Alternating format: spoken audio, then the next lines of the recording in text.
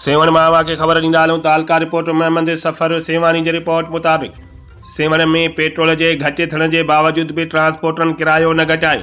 जॾहिं त ट्रांसपोर्ट वारा मर्ज़ीअ जो किरायो वसूल करण लगा। सेवण खां दादूअ जो किरायो 200 रुपया, सेवण खां कराची जो किरायो 1200 रुपया, सेवण खां हैदराबाद जो किरायो 500 रुपया, सेवण खां भिटिशाह जो किरायो 400 रुपया वसूल कियो पियो वञे।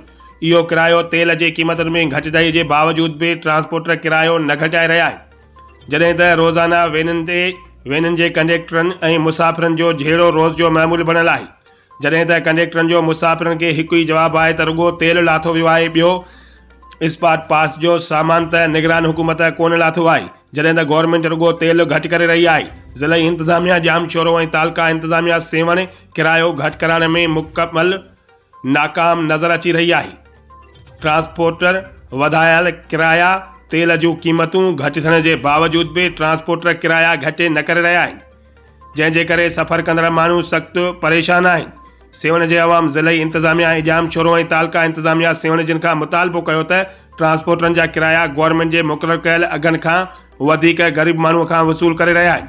उन्हनि ट्रांसपोर्टरनि जे ख़िलाफ़ कानून मुताबिक़ कदम खणी सेवण तालके जे अवाम खे किरायनि में घटिताई करे सहूलियत मुयसर कराए ॾिनी वञे।